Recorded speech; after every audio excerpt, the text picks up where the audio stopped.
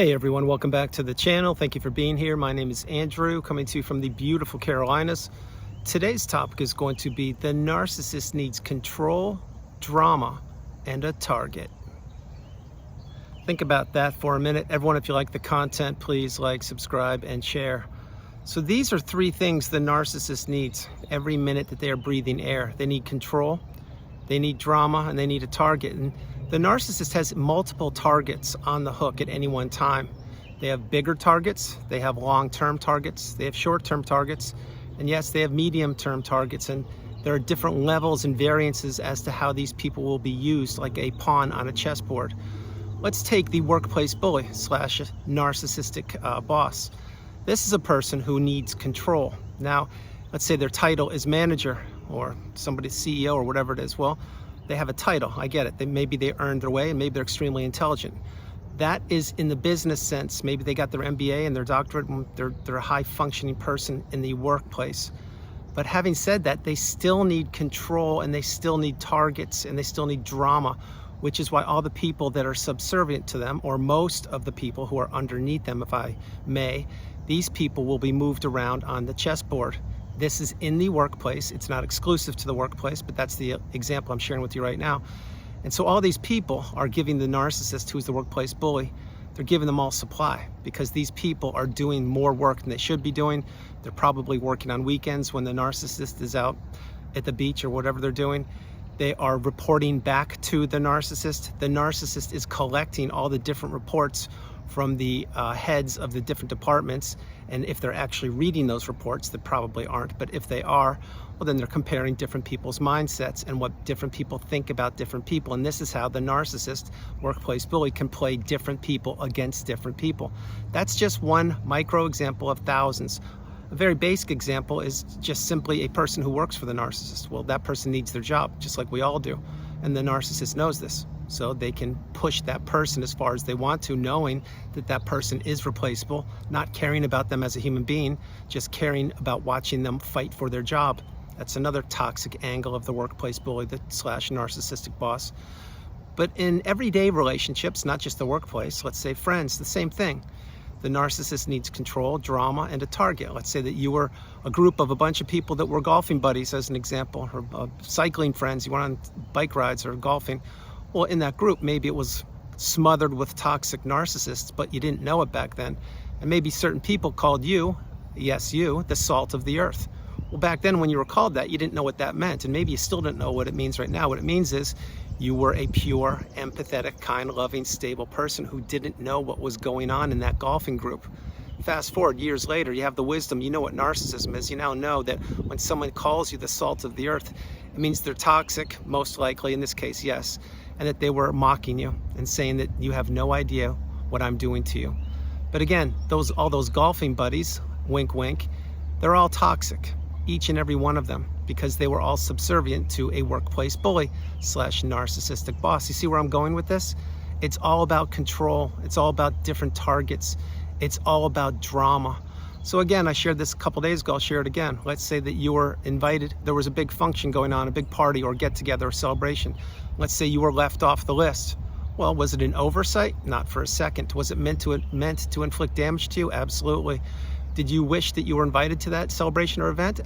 Of course you did, but you were left out, you were being ostracized, you were being alienated, you were being not counted as one of the people that mattered. Again, this happened to you when you were younger, this happened to you in your high school days, your college days, and probably it happened to you when you're in the narcissistic relationship. Other ways the narcissist controls people and needs drama and needs a target is, let's say you married the narcissist. Well, what is the wedding to the narcissist? Number one, it is supply, because now they're getting adoration from all the people that flew in all over the globe to watch them walk down the aisle, and under their breath, I'm talking about the narcissist, they were mocking everybody, including the groom or the bride, saying this is just unbelievable. I have all these people here watching me, and I'm about ready to destroy this person who I'm going to marry, their life. I'm about to have them ride on that roller coaster of emotions, dip them in the deep end of toxicity, have them swimming and existing in the cesspool of manipulation, and I will create drama all around them, and I will control them, and they will work hard to stay in this marriage with me. That's what the narcissist says when they walk down the aisle. You may not think that. You may think, no, I married the narcissist, and they were a kind, loving, beautiful individual on that day. I doubt it. They were wearing a mask. They were manipulating you. I'll share something with you right now. Post-wedding, let's say it was the night of the wedding or the next morning, that's usually when things change, when things shift. That's usually when the narcissist, who now has a wedding ring on their finger, now begins to punish the person who just married them. That's when they begin to pull back or blow up the honeymoon if you're fortunate enough to have one, or blow up the gifts that they received, or spend the money that was sent to you for your wedding. You see, this is what the narcissist does. They care about themselves, and they care about nobody else other than themselves. So this is why the narcissist controls people and how they need drama and they need targets. So again, touching on that for a moment, if you married the narcissist, you now know it was Dr. Jekyll and Mr. Hyde, or Mrs. Hyde, every time you came home. You were walking around on eggshells. You were being silenced. You were given the silent treatment. You couldn't express yourself. You weren't heard.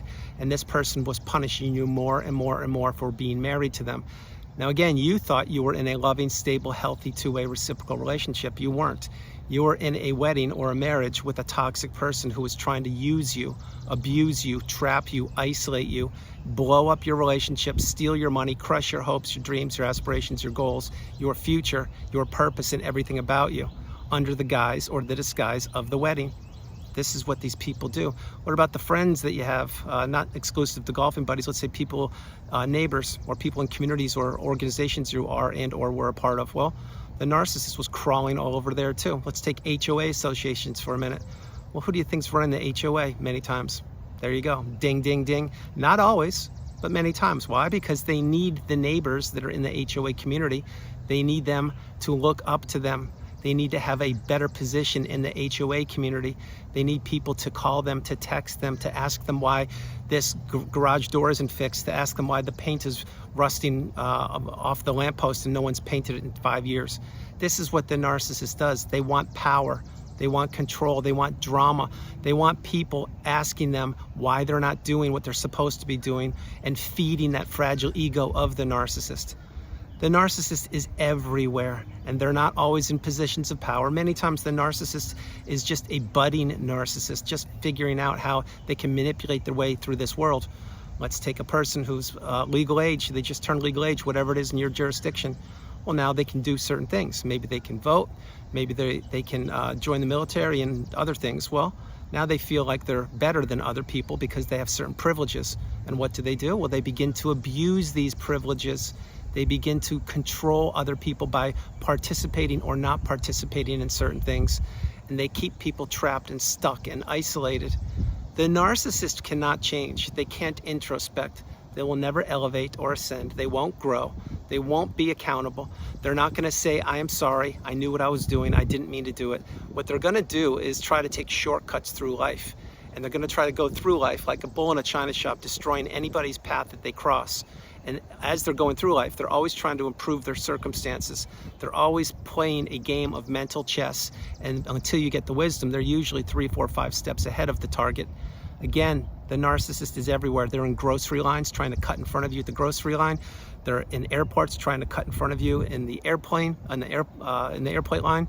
They're in classes trying to lather up the teacher so they get an A, even though they used AI to do their tests.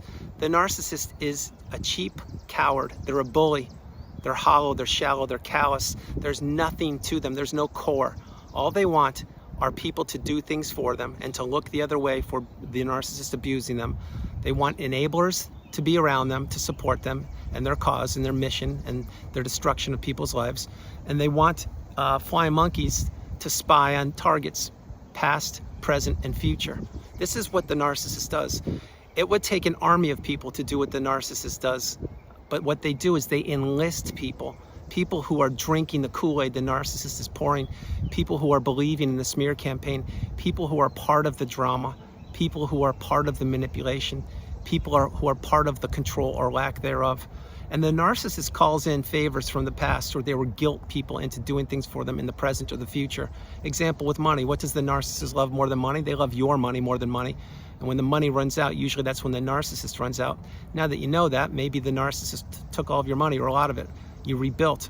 And then they try to slither their way back into your life and say, hey, can you just loan me a couple more $1,000? and I promise I'll get it back to you this time. I can't pay the mortgage. I'm having a difficult time, or I can't pay the rent, or I just got 4 flat tires, or I can't pay my phone bill, or I can't pay this massive Amazon bill that I've had for two months. And then you would be saying, well, wait, what happened to all the money you paid? You never paid me back last time. And they'll say, oh, just that was no big thing. Just forget about it. I just need some money now. Can't you just loan me some money and I'll pay you back? This is what the narcissist does. They never think you're going to figure it out. They never think you're going to wise up. They never think you're going to go no contact and block them and delete them and remove them and all flying monkeys and people associated with them. But that's what you've done, or that's what you're doing, or that's what you're about to do, because you should be in control of your own life. Your life should include no drama, no manipulation, no games, no narcissism. Your life should be an abundant, kind, loving, stable, elevated, healthy, healed relationship or life.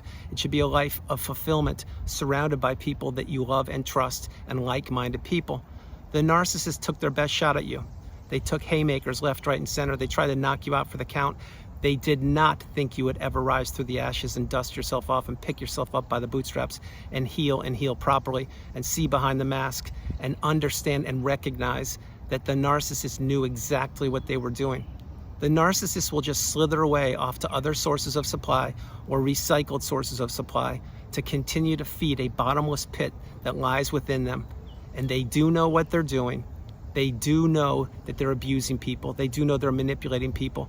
And they do know that they will never, and I mean never, improve. That is why each and every one of these people becomes the aging narcissist. And yes, say it with me, the aging narcissist is not, and I repeat, not a pretty sight to see. So batten down the hatches, lock the gates, close all avenues of communication that were open to the narcissist on your behalf. Block them, do it now. If not now, when? What are you waiting for? This is your wake-up call. Block the narcissist, get off the radar of them, have a small footprint, heal properly, and focus on yourself. So everyone, that's the video. I hope you liked it. I loved doing it from the beautiful Carolinas. This is Andrew. Namaste. Have a great afternoon, evening, or morning. No matter where you are on the planet, you are not alone. I love you all. God bless you, and I'll talk to you tomorrow. Realize a few things. The narcissist is everywhere.